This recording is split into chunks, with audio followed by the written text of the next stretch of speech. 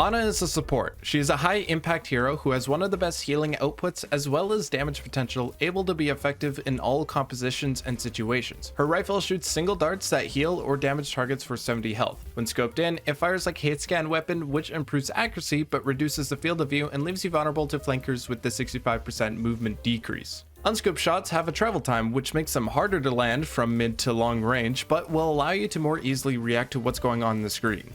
The first ability, Sleep Dart, immobilizes the target for 5 seconds unless woken up by taking damage. It's an all or nothing ability saved almost exclusively for those close encounters with enemies so you can escape or secure a kill. Biotic Nade is lobbed from Ana's hand, which heals 100 HP and gives 50% healing bonus from all sources. And when used on enemies, it deals 60 damage and denies healing from all sources. So how should you use it? The best practices are to simply use it to regain health when you're under threat, or throwing it onto your tanks for the 50% bonus healing, which can also splash onto other enemy tanks, giving your frontline a huge advantage in that regard. You can also try to toss it in a clump of enemies, which sometimes can render the supports completely useless if you manage to get enough of them. Lots of options, but the key is to use it with intent. Ana's ultimate, Nano Boost, grants a targeted teammate a 50% damage buff as well as 50% damage resistance. These heroes here are great choices because they can make a meaningful impact without taking too much of a gamble. In a pinch, Nano Boost can also save teammates since it heals 250 HP, and when you add that to the other effects, it can catch enemies out of position because Nano Boost is that strong. However, despite her strong arsenal and tools in her kit, the vulnerability is her lack of mobility. Without any way to swiftly retreat, she heavily relies on her positioning and teammates to protect her. Especially against dive comps, Ana may struggle to find value in her cooldowns if they're mostly used to keep herself alive and not on her teammates to aid her team's attack or defense. In general, position yourself on high elevations or near health packs where you can see your team and the enemies cannot. And it might not be a full dive comp and it's just one flanker, but you still need to respect them and try to hold on to that one cooldown to bail yourself out.